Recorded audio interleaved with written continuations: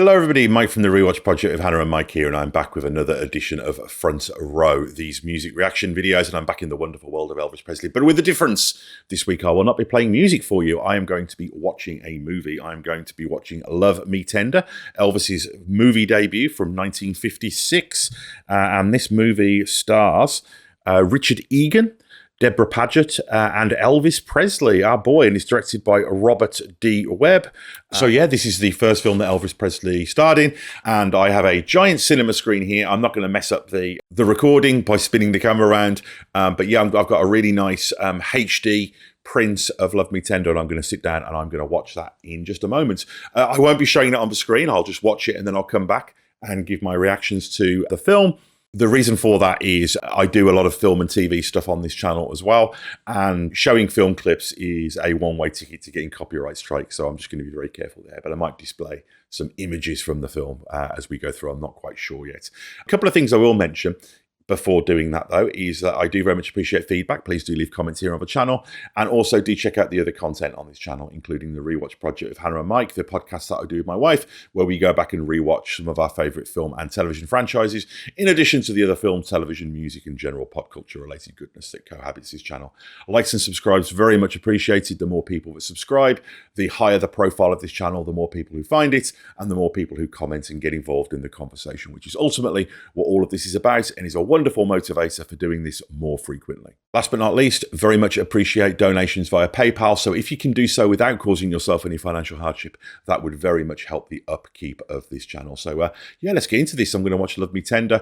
A little bit of background from me, as well as being a bit of a music geek, I'm a huge film fan as well. At university, I did my degree in film studies, and it's a big passion of mine and something that I'm a big nerd about. I have done film podcasts for many years, nearly 20 years now, and a lot of film writing and all of this kind of good stuff. So it's really great to have two of my passions, which are reacting to Elvis Presley videos, this new passion that I've discovered, as well as my passion for watching movies and reacting.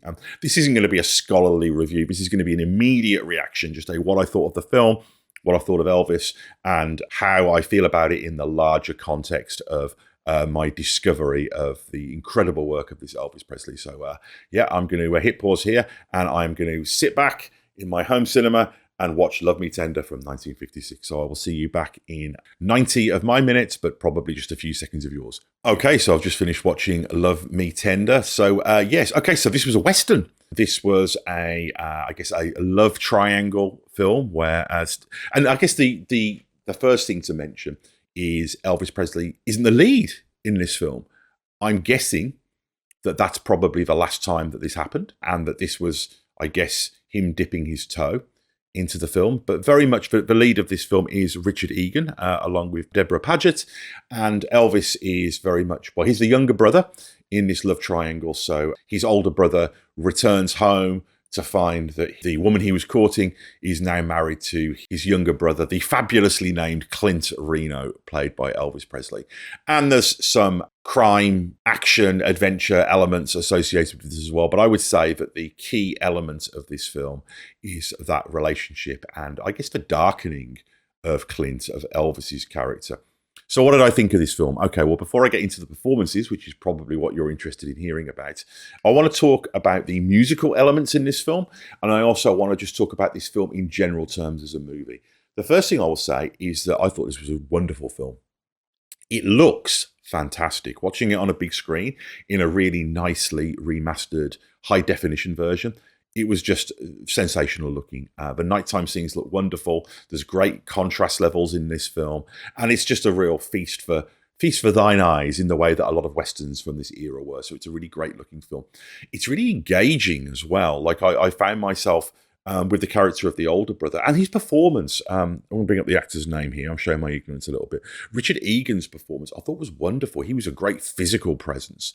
I mean, Elvis is the younger brother, and for at least the first half, 2/3 of the film, plays it very shy. You know, he plays it as the kind of naive younger brother, whereas the worldly, older, more sort of physically manly character played by Richard Egan really dominates. And I've mentioned before, of course, that Elvis has this incredible natural charisma, but there is a particularly in his earlier years, somewhat of an androgyny to that, Whereas like Richard Egan is much more of a traditional male figure, and his physicality is much more traditional. Whereas Elvis was this new kind of person, the rock star, who did have this androgynous appeal.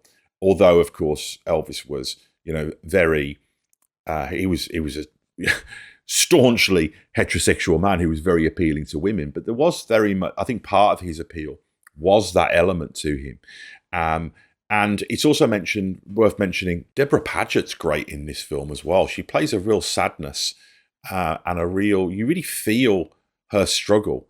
But there's a toughness to her character as well that's really appealing when it needs to be.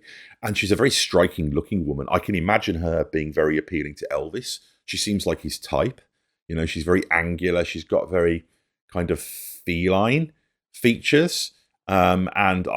Or a little bit like how we would see in the younger Priscilla Presley several years later. So I just feel like the movie worked incredibly well. I was really invested in the relationship. And there's a turn that Clint, the Elvis character, takes that's feels very sudden, but is very believable. The musical numbers do feel a little bit tacked in. They do feel somewhat anachronistic to the time. They don't sound like the kind of music that people would be performing. And the film isn't a musical, apart from in those moments. But at the same time, the singing cowboy, Jimmy Rogers, all of those tropes from the time are there. And also, it wasn't unusual for, people like Ricky Nelson and even Dean Martin. You would have these often musical pop star actors who were put into these westerns, like in the John Wayne films, to appeal to a younger audience. So it wasn't too unusual for this to happen. This might have been quite an early example of that. So I get, but that was part of what you did at the time. The idea was that there had to be something in these films for everyone. The family would go to the cinema.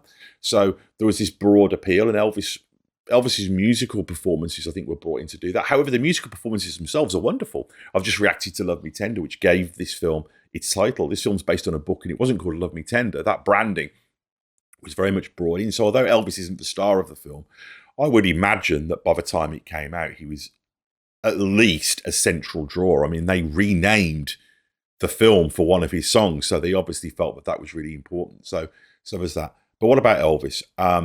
He's fantastic in this film. I think it was smart of him to transition into films with a supporting performance. It takes some of the pressure off, some of the weight.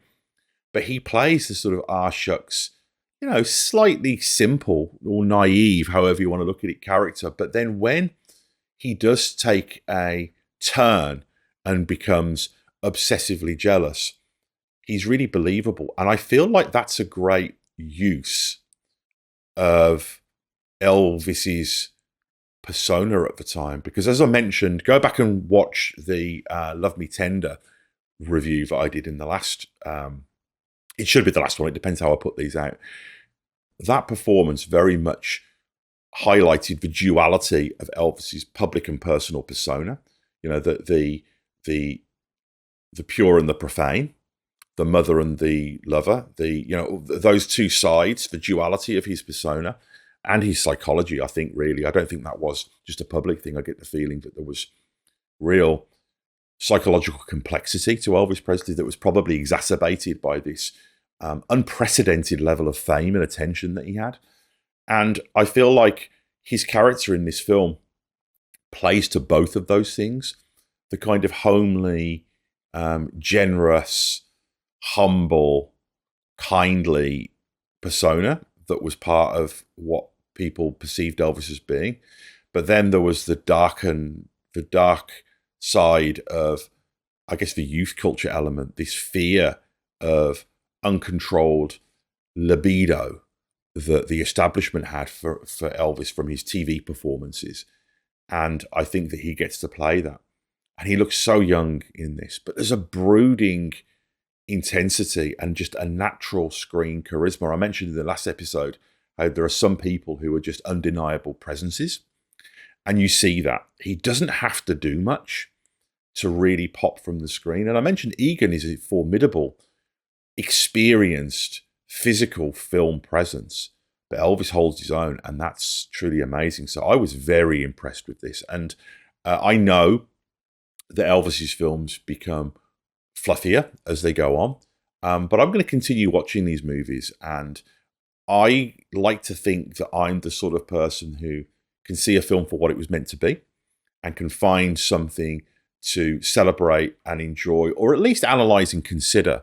So I'm looking forward to watching more of these films and the performances from them as well. So yeah, Love Me Tender, a great Western, slightly odd at times because of the inclusion of the songs, but those performances themselves are wonderful and so important to the film and so important to the building of the mythology of Elvis Presley. Again, I would urge you to go back and watch the reaction to the Love Me Tender performance from this film, where I go into that a little bit more. So yeah, really enjoyed that and looking forward to watching more Elvis movies. So yeah, that's Love Me Tender. Tell me what I should cover next. I'll be back really soon with another Elvis reaction or another music reaction. Please do check out the other stuff on this channel as well, including the Rewatch Project of Hannah and Mike and the other film, TV, music and pop culture goodness that also cohabits here. So last thing to say, PayPal donations, very much appreciated if you can afford to do so without causing yourself any financial hardship. But for now, I'm out of here. Elvis, baby.